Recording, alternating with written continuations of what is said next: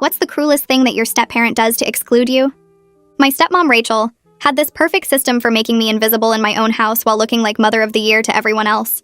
She'd plan these elaborate family activities every single weekend, but somehow there was always a reason I couldn't participate. Oh, we only have 4 tickets to the water park and your dad's cousin is visiting. Maybe next time, sweetie. Or she'd sign up her bio kids, Tyler and Madison, for activities that conveniently conflicted with anything I was involved in. Your soccer game is the same day as Tyler's piano recital, and we really need to support him as a family. You understand, right? The worst part was how she'd document everything on Facebook, making it look like we were this perfect blended family. She'd post photos from their outings with captions like "blessed to spend quality time with all my kids," but I was never in any of them because I was always at home or at practice or studying for the test she insisted I needed to focus on. When relatives asked where I was, she'd say things like, "Oh, Jamie preferred to stay home and read," or Jamie had other plans with friends, making it sound like I was choosing to exclude myself. She got really creative with holidays too. Every Christmas, she'd have matching pajamas for everyone, but mine would mysteriously get lost in shipping. She'd act so disappointed and promise to reorder them, but they'd never arrive in time. For family photos, she'd position me slightly behind everyone or on the edge where I could easily be cropped out later. When planning vacations, she'd always pick dates that conflicted with my school events, then act shocked when she realized. "Oh no, that's the same week as your science fair. Well, you worked so hard on that project, we can't pull you out of school. Grandma can stay with you." My dad was completely oblivious because Rachel was so good at making everything seem accidental, or like she was being considerate of my schedule. She'd even buy me expensive guilt gifts afterward and make a big show of it.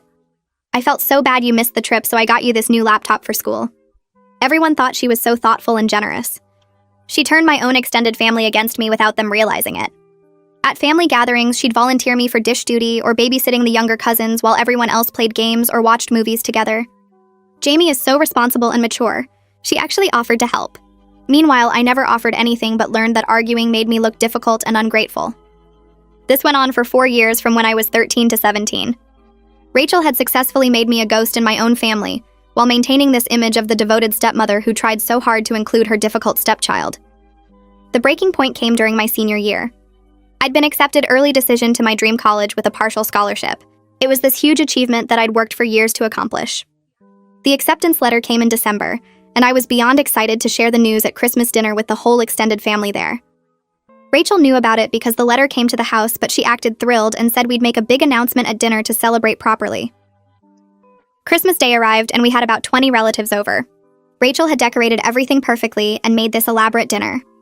Right before we sat down to eat, she stood up with her champagne glass to make an announcement.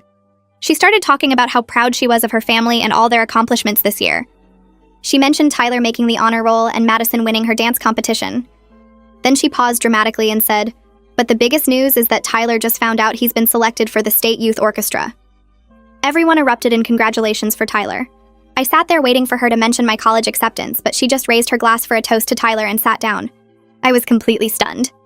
My Aunt Linda asked if anyone else had news to share, and Rachel actually said, "Oh yes, Jamie got into college too," and then immediately changed the subject to ask about dessert preferences. That's when something in me snapped. I stood up and said, "Actually, I'd like to share something important." The room went quiet and Rachel's face tightened, but she couldn't stop me without looking weird. I pulled out my phone and started reading the acceptance letter out loud.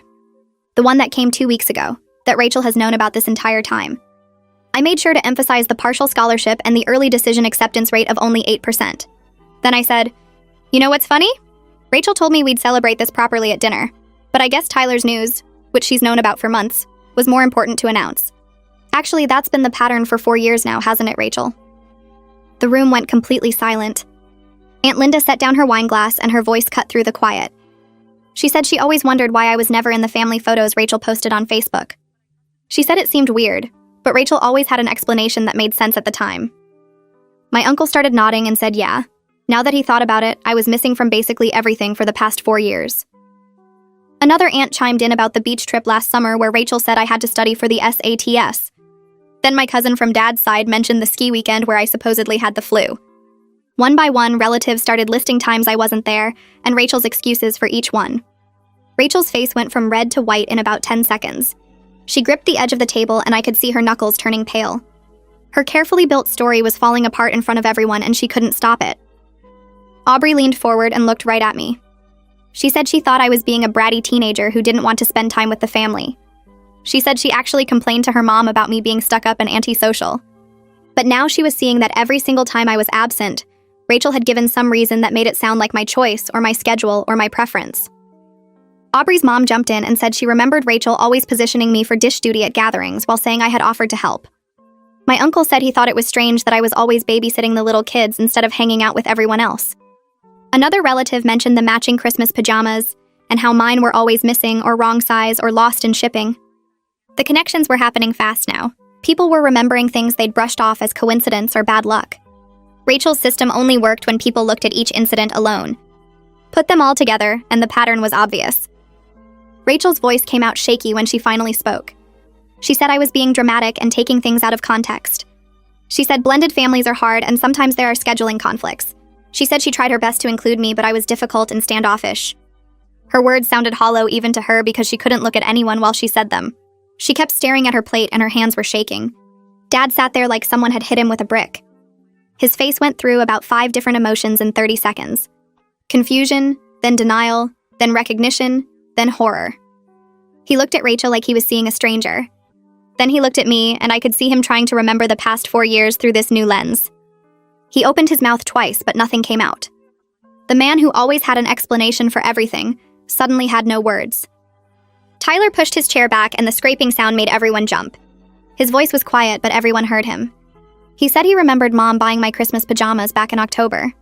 He said he saw them in her closet with the tags still on them. He said she told him they didn't fit right and she was going to return them, but they never made it under the tree.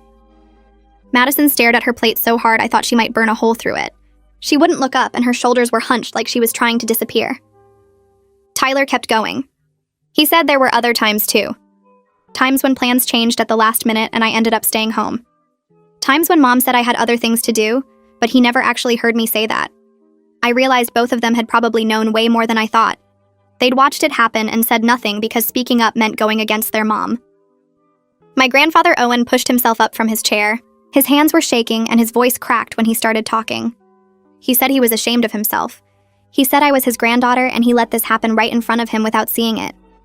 He said he believed every excuse Rachel gave without questioning why his granddaughter was never around.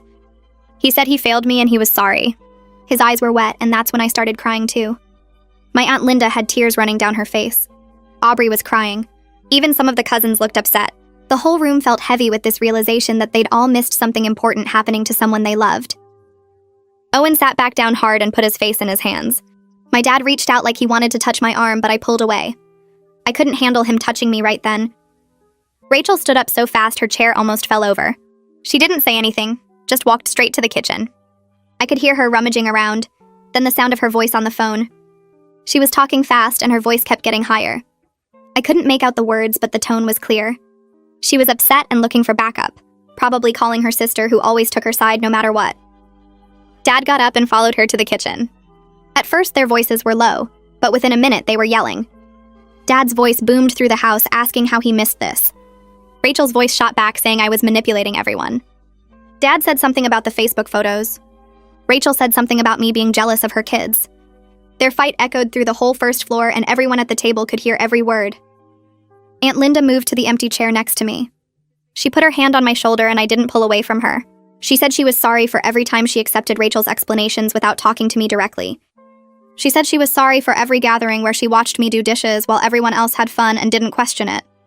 She said she was sorry for not seeing that a 13-year-old kid wouldn't keep choosing to miss family events. She squeezed my shoulder and asked if I had somewhere to go tonight if I needed to leave. I shook my head. She said she had a guest room and I could stay as long as I needed. No questions asked, no conditions, just a safe place if I wanted it. I nodded because I couldn't speak without totally losing it. The extended family broke apart like someone had released them from frozen positions. Some relatives came over to hug me or pat my shoulder or tell me they believed me. Others stood in small groups talking in low voices about what they'd just witnessed. I heard fragments of conversations. Someone mentioned the water park trip. Someone else brought up the vacation timing. My uncle was telling his wife about the science fair conflict. Aubrey's mom was on her phone probably texting other family members what happened. The perfect Christmas dinner Rachel had planned for weeks was completely destroyed. The fancy decorations and expensive food didn't matter anymore. Her carefully arranged seating chart was useless. This was supposed to be her moment to show off her perfect blended family. Instead, it turned into an intervention she never saw coming. The turkey was getting cold on the table. Nobody was eating. I couldn't sit there anymore with everyone looking at me and talking about me even though they meant well. I got up and walked fast toward the bathroom. My legs felt shaky and my chest was tight. I locked the door behind me, and that's when everything I'd been holding in for 4 years hit me all at once. I slid down to sit on the floor with my back against the door. The sobs came so hard I couldn't breathe right. My whole body was shaking and I couldn't make it stop. My hands trembled so bad I had to press them against the cold tile floor. 4 years of being invisible. 4 years of watching my family have fun without me. 4 years of wondering if I was crazy for thinking something was wrong. 4 years of expensive guilt gifts that never made up for missing everything that mattered. It all came out in gasping, choking sobs that I tried to muffle so nobody would hear. Someone knocked softly on the bathroom door after a while. I wiped my face and tried to breathe normally, but my voice still came out rough when I said I'd be out in a minute. Melissa Hodges said it was just her and could she show me something. I opened the door and she slipped inside with her phone. She pulled up her photo albums and started scrolling. Easter 2 years ago. Thanksgiving last year. 4th of July party. Dad's birthday. Owen's retirement celebration. Photo after photo from family gatherings over the past 4 years. In every single one, I was either missing completely or positioned at the very edge of the frame where I could easily be cropped out. In the ones where I was visible, I was always slightly behind everyone else or off to the side. Melissa said she never noticed the pattern until tonight. She said she just thought I was camera shy or preferred to stay out of photos. But looking at all of them together, it was clear this was intentional. Every single time. She hugged me and said she believed me and she was sorry nobody saw it sooner. I walked back out to the dining room and that's when Dad came out of the kitchen. He looked like he'd aged 10 years in the past hour. His face was gray and his eyes were red and he couldn't seem to stand up straight. He asked if we could talk privately and his voice cracked on the last word. I nodded and followed him upstairs. Rachel stayed in the kitchen and I could still hear her on the phone. Her voice was high and defensive and she kept saying things like, "You don't understand and she's always been difficult." We went into my room and Dad closed the door behind us. He sat on the edge of my bed and put his head in his hands. Then he started apologizing. He said he was sorry and he didn't realize and he'd been so busy with work. He said Rachel seemed to have everything under control with the family stuff, so he just let her handle it. He kept making excuses about his schedule and how Rachel was so good at organizing things and how he trusted her to include everyone. I stood by my dresser with my arms crossed and waited for him to finish. When he finally looked up at me, I told him that was exactly the problem. He stopped paying attention to me. He handed over his daughter to someone who didn't want me around, and then he just checked out. He tried to argue that he didn't check out, but I cut him off. I asked him when was the last time he came to one of my soccer games. When was the last time he asked me about school without Rachel prompting him? When was the last time we did something just the two of us? He couldn't answer any of it. Dad said he wanted to fix everything right now. He said we could set up family therapy and have a big talk with Rachel and work this all out. I laughed, but it wasn't a real laugh. I told him you can't repair 4 years of damage in one conversation. You can't just apologize and make it all go away. He looked like I'd punched him in the stomach. His face crumpled and he started crying. Real crying with his shoulders shaking. He said he failed me as a father and he was so sorry. I felt bad seeing him cry, but I also felt angry because where was this emotion for the past 4 years? Aunt Linda knocked on the door and asked if I wanted to stay at her house for a few days. She said she had a guest room and I could have some space to think. Dad looked panicked and started to say no, but I said yes before he could finish. I told him I needed time away from this house and away from Rachel. He looked devastated, but he nodded. I pulled my duffel bag out of my closet and started throwing clothes into it. Dad sat on my bed watching me pack and crying quietly. I grabbed my toothbrush from the bathroom and my phone charger and my laptop. Downstairs, I could hear Rachel's voice getting louder. She was yelling now about how I ruined Christmas and how ungrateful I was after everything she'd done for me. She was telling whoever was on the phone that she tried so hard with me, but I never appreciated anything. I heard her say that the expensive gifts and the nice room and the private school were all wasted on me. Dad heard it too, and his face went even more pale. I zipped up my bag and told him I'd call him in a few days. He asked if he could hug me, and I let him, but I didn't hug back. My body felt stiff and cold, and I just wanted to leave. When I came back downstairs with my bag, several relatives were still there. They'd heard Rachel yelling, and they looked uncomfortable. Aunt Linda was waiting by the front door with her coat on. My uncle came over and hugged me tight. He said he was sorry he didn't see what was happening, and he promised to stay in touch directly, instead of going through Rachel. A few other relatives hugged me too and said similar things. They gave me their phone numbers and told me to call anytime. Tyler was standing near the stairs, and when I looked at him, he mouthed, "I'm sorry." That surprised me because Tyler usually just went along with whatever Rachel wanted. His eyes looked sad and guilty. Madison was nowhere to be seen. Rachel came out of the kitchen right as I was leaving. Her face was red and blotchy from crying and yelling.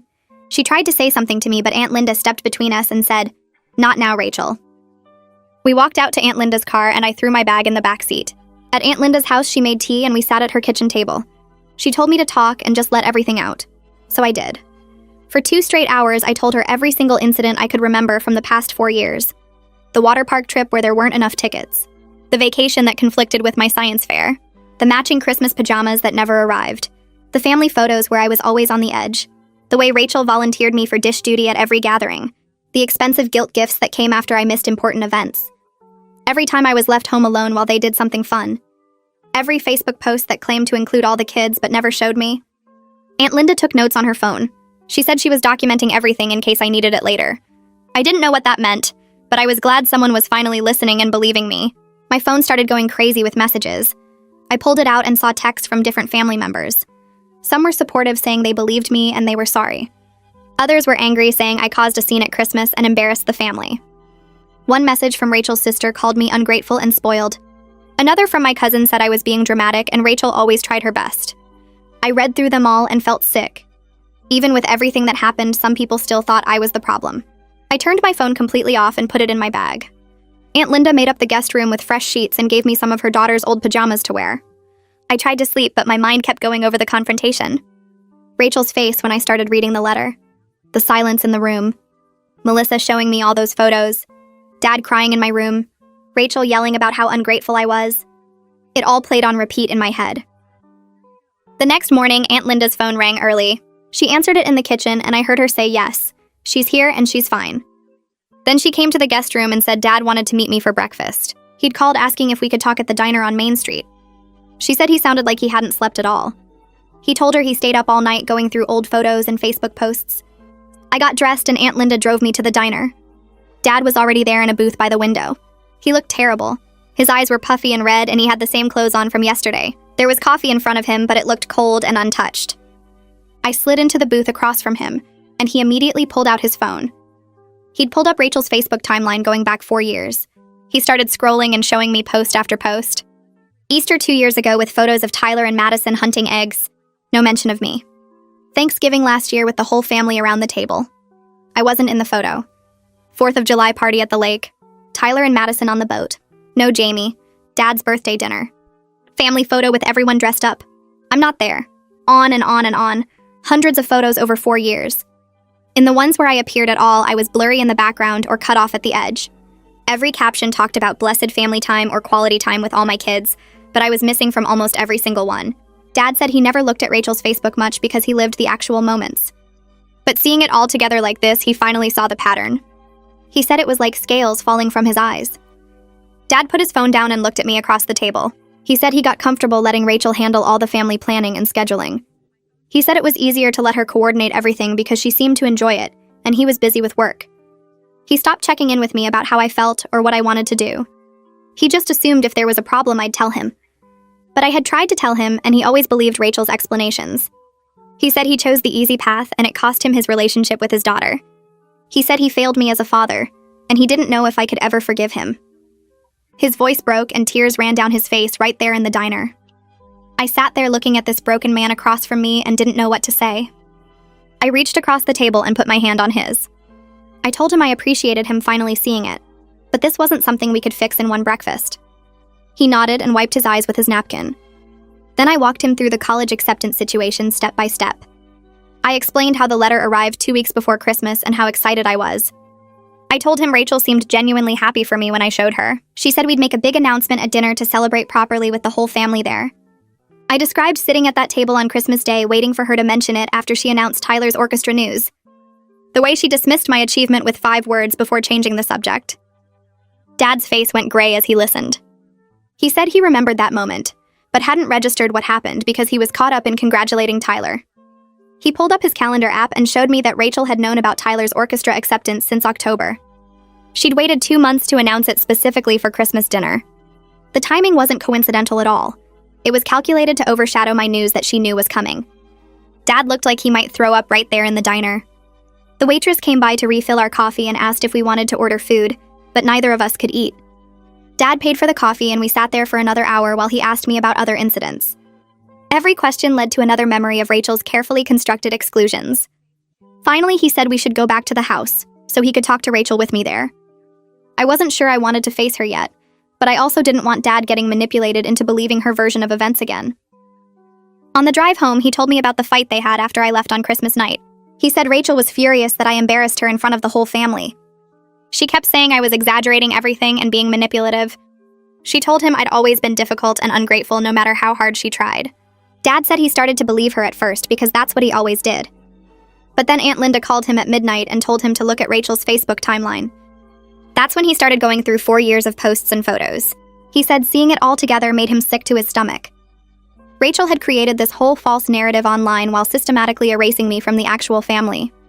He admitted he was starting to see her differently, but he also said he still loved her and didn't know what to do.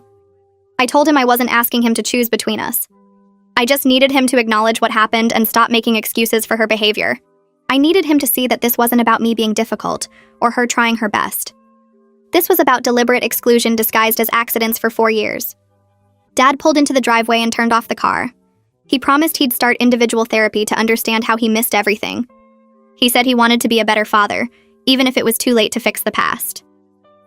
We sat in the car for a few minutes before going inside. When we walked through the front door, Rachel was waiting in the living room. Requested Reds is on Spotify now. Check out link in the description or comments. Her eyes were red and puffy like she'd been crying all night.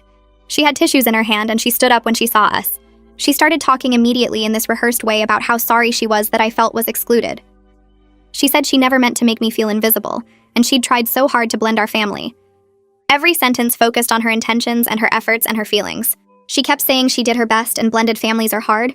I let her finish her whole prepared speech. Then I told her I didn't want her apology right now. I said she wasn't sorry for what she did. She was sorry she got caught. There's a big difference. Rachel's face crumpled and she started crying harder. She said I was being cruel and unforgiving. She said she was trying to make things right and I wouldn't even give her a chance. I stayed calm and told her I needed time to process 4 years of systematic exclusion. Her apology, focusing on her intentions rather than the impact of her actions, told me she still didn't get it. That's when Tyler walked into the room. He looked at Rachel crying and then at me standing there with Dad. He told Rachel to stop. His voice was quiet but firm. He said he'd watched her exclude me for years and said nothing because it was easier. He said he knew about the matching pajamas that never came. He knew about the vacation dates that always conflicted with my schedule. He knew she positioned me out of family photos on purpose. He said he was ashamed he stayed silent, but he wasn't going to stay silent anymore. Rachel stared at Tyler like he'd slapped her. Madison appeared in the doorway but didn't say anything. She just stood there looking at the floor. The fact that Madison didn't defend her seemed to shock Rachel more than Tyler speaking up. Rachel's crying shifted to anger. She said she tried her best with a difficult stepdaughter who never gave her a chance. She said I always rejected her efforts to bond and made everything harder. She turned to Dad expecting him to back her up like he always did. But Dad spoke up instead. He said the evidence didn't support that story. He said he'd spent all night looking at 4 years of documentation that showed a clear pattern. He said Rachel's Facebook posts alone proved she was creating a narrative that didn't match reality. Rachel opened her mouth to argue, but nothing came out. I went upstairs to my room and started packing a bag with more clothes and my laptop. I could hear Rachel's voice getting louder downstairs as she argued with Dad. Tyler appeared in my doorway and asked if I was leaving again. I told him I was staying at Aunt Linda's through New Year, and then we'd figure out next steps. He nodded and said he understood. He apologized again for not speaking up sooner. I told him I appreciated him finally saying something, but it didn't erase 4 years. He said he knew that and he wasn't expecting it to. I grabbed my bag and headed back downstairs. Dad was standing in the hallway looking exhausted. I told him I'd call him in a few days and we could talk more. Rachel came out of the living room with tears streaming down her face. She tried to say something, but I walked past her to the front door. Her sobs followed me out to Dad's car. He drove me to Aunt Linda's house without either of us saying much. When we pulled up, Aunt Linda was already waiting on the porch. Dad helped me carry my stuff inside and hugged me before leaving. Aunt Linda made tea and let me decompress without asking a million questions. I turned my phone off again and tried to sleep, but my mind kept replaying the confrontation with Rachel. Winter break ended and I went back to the school in January. My guidance counselor noticed I seemed off during our meeting about final semester grades. She asked if everything was okay at home.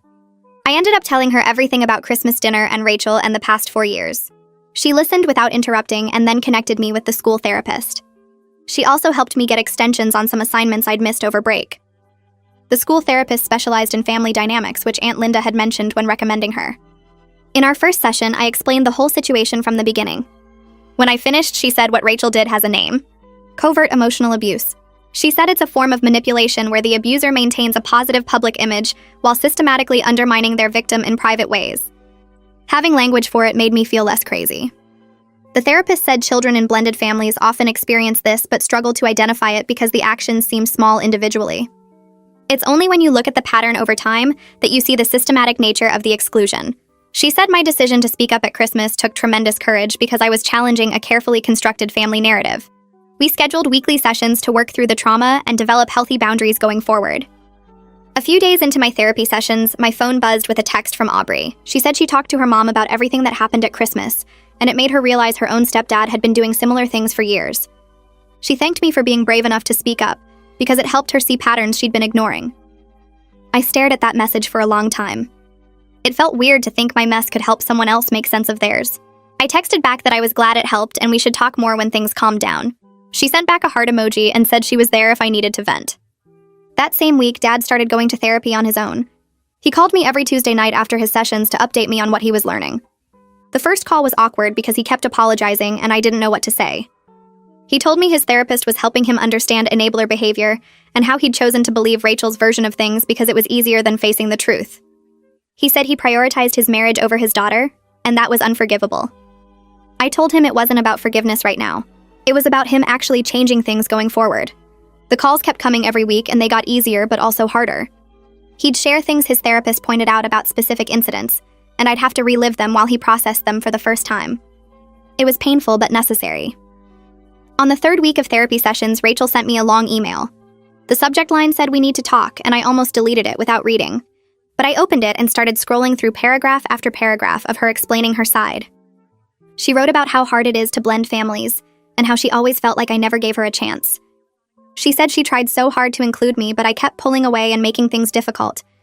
She talked about feeling like an outsider in her own home because Dad and I had such a strong bond. The email went on for pages about her struggles and her good intentions. I screenshot the whole thing and brought it to my next therapy session. My therapist read through it carefully and then started pointing out all the manipulation tactics embedded in the text. She showed me how Rachel focused on her own feelings instead of acknowledging the harm she caused. How she turned herself into the victim and made my reaction sound like the problem. How she used words like always and never to distort reality. My therapist said this was classic DARVO, which stands for deny, attack, and reverse victim and offender. Rachel was denying what she did, attacking my character and positioning herself as the real victim. Seeing it laid out like that made me feel less crazy. I wasn't imagining things or being dramatic. This was a real pattern with a name. A few days after that email, Aunt Linda called and suggested we try family mediation with our church pastor. She meant well and thought it might help everyone communicate better. I told her I appreciated the idea, but I wasn't ready for that yet. I needed time to process everything without pressure to forgive or reconcile immediately. She understood and said she'd support whatever timeline I needed. She also mentioned the pastor was available if I wanted to talk one-on-one without the whole family involved. I said maybe later, but not now. In early February, my college sent a big packet of information about Accepted Students Weekend. There were forms to fill out and a schedule of campus tours and meetings with professors. I looked at the dates and realized it fell on a weekend when I'd normally be expected to do something with the family. I called Dad and asked if he'd come with me to the college visit. He said yes immediately without even checking his calendar. He promised Rachel wouldn't interfere with this, and he'd make sure she understood this was just for us. I felt relieved and scared at the same time. The weekend arrived and Dad picked me up early Saturday morning. We drove 3 hours to the campus, and the whole time he asked questions about my intended major and what classes I was excited about. It felt normal in a way things hadn't felt normal in years. When we got to campus, I couldn't stop smiling. The buildings were old and covered in ivy, and there were students everywhere looking happy and busy. We went to the information sessions and toured the dorms and ate lunch in the student center. Dad watched me take everything in, and I could see his eyes getting watery. After the official tour ended, we walked around campus on our own. Dad stopped near the library and told me he was proud of me, but wished he'd protected this dream better. His voice cracked and he had to look away. I told him we couldn't change the past 4 years, but we could change what happened next. He nodded and wiped his eyes, and we kept walking. On the drive home, we had the most honest conversation we'd ever had about how our relationship would work going forward. I told him I wanted him in my life, but I needed him to respect my boundaries with Rachel. That meant not pushing me to forgive her or pretend everything was fine. It meant not making excuses for her behavior or asking me to understand her perspective. It meant choosing me sometimes even when it made his marriage harder. Dad listened without interrupting and said he understood. He said his therapist was helping him see how he'd failed at exactly those things for 4 years. When we pulled into the driveway, I felt good about where we'd left things. Then I walked into the house and saw my bedroom door open. I always kept it closed. I went upstairs and stopped in the doorway. Rachel had completely redecorated my room. New curtains, new bedspread, new throw pillows, everything in shades of purple and gray. There was a note on my desk that said surprise, and I hope this helps you feel more at home. I felt my chest get tight and my hands started shaking. She went into my private space without asking. She touched my things and moved them around and changed everything. Dad came up behind me and asked what was wrong. I pointed at the room and said she did this without my permission. She came into my space and redecorated like it was hers to change. Dad looked confused at first, like he didn't understand why I was upset. Then something clicked and his face changed. He said, "Oh." He finally got it. He finally understood why I felt so violated by her constant boundary crossing. This wasn't a nice gesture. This was another way of controlling my space and making decisions about my life without including me. I told Dad I was moving back home, but things had to be different. I needed strict rules about my space and my time. Rachel and I would interact minimally. I'd keep my door locked. Family activities would be optional for me, not mandatory. Dad agreed to enforce these boundaries and said he'd talk to Rachel that night. I spent the evening at Aunt Linda's while Dad had that conversation. When I came back the next day, Rachel's eyes were red, but she didn't try to talk to me. I went straight to my room and locked the door. Over the next few weeks, Rachel really struggled with the new dynamic. She kept trying to force conversations about healing our relationship. She'd knock on my door and ask if we could talk. She'd text me asking when I'd be ready to work on things. She'd leave notes around the house about family being important. Dad had to keep reminding her to give me space. I'd hear him through the walls telling her to stop pushing and let me come to her when I was ready. Sometimes she'd cry and say this wasn't fair. Sometimes she'd get angry and say I was being cruel. But Dad held the line for the first time in 4 years. He told her my boundaries weren't negotiable, and she needed to respect them whether she agreed with them or not. A few weeks later, Tyler came home waving an acceptance letter for the state orchestra's summer intensive program. Rachel called everyone into the living room and made a big announcement about how proud she was. Dad stood up right after she finished talking and said he wanted to add something. He pulled out his phone and showed everyone the email from my college with my scholarship details, and said both his kids had amazing news to celebrate. Tyler looked uncomfortable for a second, but then he came over and high-fived me. We ordered pizza, and Dad kept switching between talking about Tyler's program and my college plans, like he was making sure everything stayed balanced. Rachel sat quietly on the couch and didn't try to take over the conversation. It felt weird, but also kind of good to have something that didn't turn into a competition. That night, Madison knocked on my locked bedroom door and asked if she could come in. I opened it, and she stood there looking at her feet. She said she was sorry for staying quiet all these years and that she knew what Rachel was doing, but she was too scared to say anything. I told her I understood being scared of making Rachel mad, but that staying silent let the abuse continue. She started crying and said she knew that now and wished she'd been braver. I didn't hug her or tell her it was okay because it wasn't really okay, but I said we could try to be actual sisters from here on out. She nodded and left, and I locked my door again. The next week, I had my therapy appointment and brought up the idea of writing a letter to Rachel. My therapist thought it was a good idea to put my needs in writing, so there was no confusion about boundaries. We spent the whole session working on it together. I listed specific incidents like the Christmas pajamas and the vacation conflicts and the college announcement. I wrote that I needed her to acknowledge these things actually happened and weren't accidents or misunderstandings. I said I needed her to stop trying to force conversations about healing and let me come to her when I was ready. I needed her to respect my locked door and my privacy. I needed her to stop volunteering me for things without asking first. The letter was 3 pages long by the time we finished. My therapist helped me take out the parts that were just angry and keep the parts that clearly stated what had to change. I printed it out that night and left it on the kitchen counter for Rachel to find in the morning. 3 days later, there was an envelope on my desk with my name on it. Rachel's response letter started defensive, saying I was being unfair, and she'd tried her best with a difficult situation. But then halfway through, the tone changed. She admitted the Christmas pajamas thing was intentional, because she wanted matching photos with just her bio kids. She said she did plan activities when I had conflicts because it was easier than dealing with me. She wrote that she felt threatened by my relationship with Dad and tried to minimize my presence. It wasn't everything I wanted her to admit, but my therapist said it was more accountability than most people ever get from their abusers. In March, Aunt Linda invited me to dinner at her house with just the family members who'd supported me after Christmas. Owen was there, and so were a few cousins, including Aubrey. Nobody brought up Rachel or the drama. We just ate and talked and laughed like normal people. Aunt Linda made my favorite dessert, and Owen told embarrassing stories about Dad when he was young. It felt really good to be around people who actually saw me and believed me without me having to prove anything. On the drive home, I felt lighter than I had in months. A week later, Dad told me he and Rachel were starting couples therapy. He said the therapist recommended it after his individual sessions. He looked tired when he told me their marriage might not survive this whole thing. I felt guilty for a second, like maybe I should take some of it back to keep his marriage together. But then I felt relieved because maybe he'd finally be free of her manipulation too. He said no matter what happened with Rachel, he was committed to fixing things with me. The financial aid package from college arrived in early April. I opened it at the kitchen table with my hands shaking. The scholarship covered almost half of tuition, and the financial aid covered most of the rest. Between that and the small amount I'd saved from my part-time job, I could actually afford to go without asking Dad for much help at all. I ran upstairs and called Aunt Linda to tell her. She screamed so loud I had to hold the phone away from my ear. Dad came home and I showed him the numbers and he hugged me so tight I couldn't breathe. For the next few weeks, Rachel actually respected my boundaries. She didn't knock on my door or leave notes around the house. She didn't try to corner me for conversations about our relationship. When we passed each other in the hallway, she just nodded and kept walking. The house felt less tense and I could breathe easier. I started thinking maybe we could actually maintain this distance until I left for college in August. My school held the senior award ceremony in the auditorium on a Tuesday night in April. I'd asked Dad to come alone and he did. I won 3 different academic scholarships that got announced on stage. Each time they called my name, Dad stood up and clapped louder than anyone else in the room. His face was red and he had this huge smile and I could see he was trying not to cry. After the ceremony, he took me out for ice cream and told me how proud he was of everything I'd accomplished, despite how hard the last 4 years had been. That night when I got home, there was a text from Rachel. It just said, "Congratulations on your awards." For the first time, it didn't feel fake or like she was just doing it for show. I showed my therapist the next week and she said people can grow even if they can't undo the past. A week later, Tyler knocked on my bedroom door and asked if we could talk. I almost said no out of habit, but something about the way he stood there looking nervous made me let him in.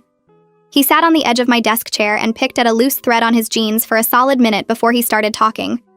He said he'd felt guilty about the favoritism for years but didn't know how to bring it up without making things worse. He admitted he knew about the missing Christmas pajamas and the vacation conflicts and how Rachel always positioned me out of photos. He said he told himself it wasn't his problem and that speaking up would just cause drama. Then he looked at me and said he was sorry for taking the easy path and letting me deal with everything alone. I didn't know what to say at first because I'd spent 4 years thinking Tyler was just as bad as Rachel, but sitting there watching him actually own his part in it made something shift. I told him I appreciated the apology and that maybe we could try being actual siblings instead of strangers living in the same house. He smiled for the first time since entering my room and said he'd like that. We talked for another hour about random stuff like his orchestra program and my college plans, and it felt surprisingly normal. Prom happened in early May, and I'd been dreading it because Rachel had this way of inserting herself into every milestone.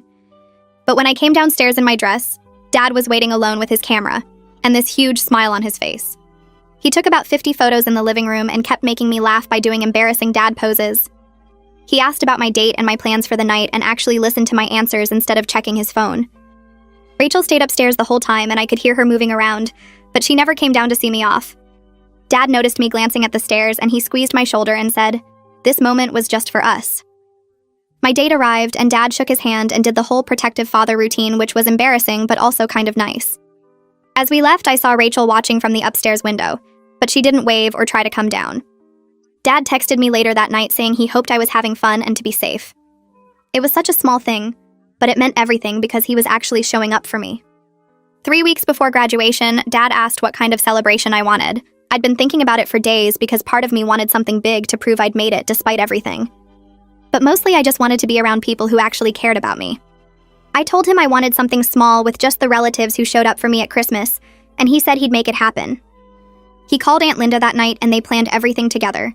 No elaborate party or huge guest list, just the people who'd believed me when I finally spoke up. Dad asked if I wanted to invite any friends from the school, and I realized I'd been so focused on surviving at home that I hadn't built many close friendships. That stung a little, but I told myself college would be different. 2 weeks before graduation, Rachel knocked on my door and asked if she could attend the ceremony. My first instinct was to say no, because I didn't want her there pretending to be proud of me for everyone else's benefit. But I talked to my therapist about this exact scenario, and she'd helped me think through what boundaries I needed. I told Rachel she could come, but she needed to sit separately from Dad and me. She looked like she wanted to argue, but then she just nodded and said she understood. She asked if she could take photos, and I said only if I was okay with it in the moment. She agreed without pushing back, which honestly surprised me. After she left, I texted my therapist and told her it went better than expected. She replied saying I was learning to set boundaries without anger, and that was real growth. Graduation day arrived on a sunny Saturday morning in June. I put on my cap and gown in my bedroom and looked at myself in the mirror. 4 years ago, I'd been this confused 13-year-old who thought she was going crazy. Now I was 17, and walking across a stage knowing I'd survived something that could have broken me. The ceremony was long and boring like all graduations, but when they called my name, I heard Aunt Linda whistle loudly from the audience. Dad was standing up clapping, and even Tyler was on his feet cheering. Owen was there too, and I could see him wiping his eyes. I grabbed my diploma and looked out at all of them and felt this wave of relief that I'd made it. Rachel was sitting in the back like we'd agreed, and she was clapping, but she stayed in her seat. After the ceremony, Dad found me first and hugged me, so tight I could barely breathe. He kept saying he was proud of me over and over. Aunt Linda hosted the small celebration at her house that afternoon. She'd made all my favorite foods and decorated with my school colors. Only about 15 people came, but they were all people who'd shown up for me when it mattered. Family members took turns sharing memories of my achievements over the years. My cousin Aubrey talked about how I'd helped her with math homework every summer. Owen told everyone about the science fair project I'd done in 8th grade that won first place. Then Dad stood up to give a speech, and his voice cracked right away. He apologized for missing so much and for not seeing what was happening in his own house. He promised to do better and to actually be present in my life instead of just going through the motions. He said watching me succeed despite everything made him realize how strong I was, but that I shouldn't have had to be that strong. Everyone was crying by the end, including me. Rachel didn't come to the celebration, which was her choice. Aunt Linda had invited her to be polite, but Rachel sent a text saying she thought it was best if she stayed home.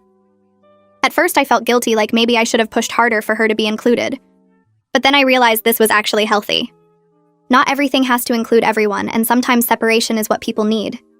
My therapist had said that boundaries aren't about punishment. They're about protecting yourself.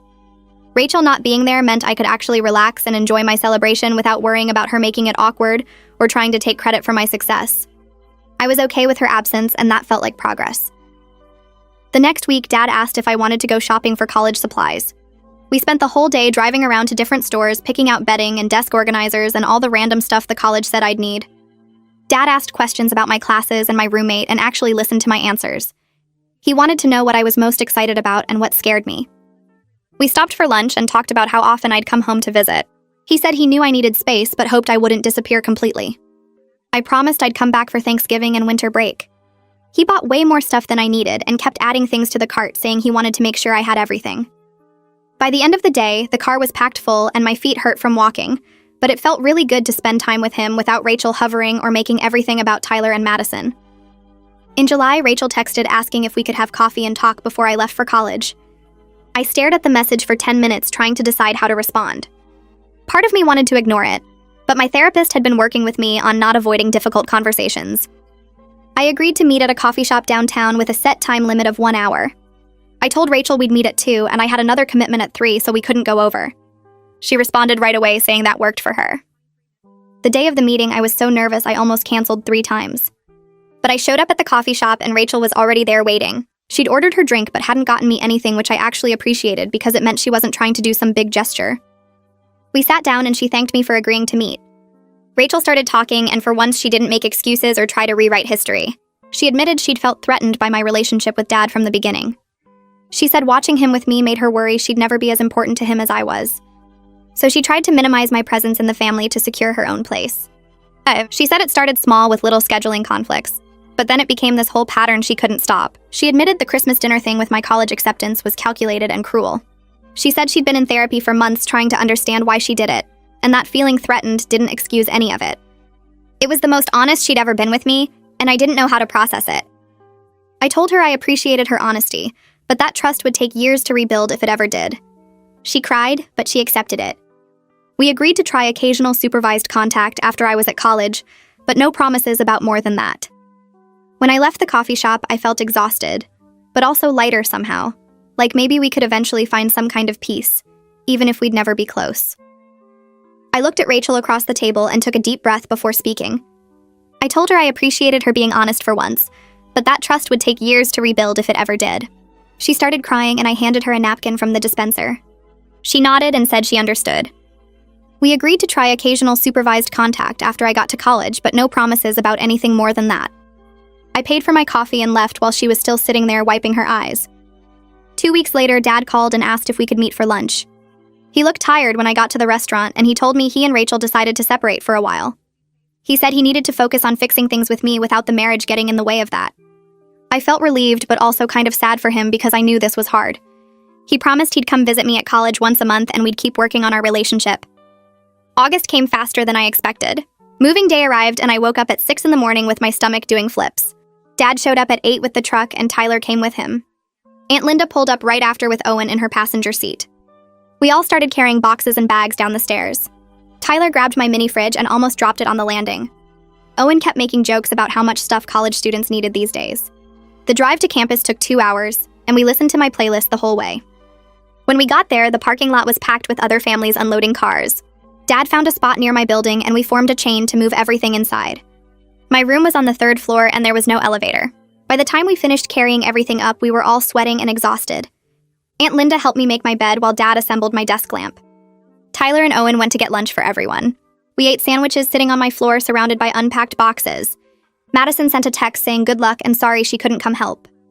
After lunch, they started getting ready to leave. Aunt Linda hugged me for a long time and told me to call her whenever I needed anything. Owen slipped me $40 and said to buy myself something fun. Tyler gave me an awkward side hug and said he'd text me. Dad was the last one and he held me tight and told me how proud he was. I walked them all down to the parking lot and watched them climb into their vehicles. They drove away slowly, and I stood there on the sidewalk in front of my new building. I felt scared and hopeful at the same time. I survived 4 years of being invisible, and now I got to find out who I was when people actually saw me. That's where we'll stop for today. I'm really glad you were here because it makes telling these stories mean something. I hope this one brought a little comfort to your day.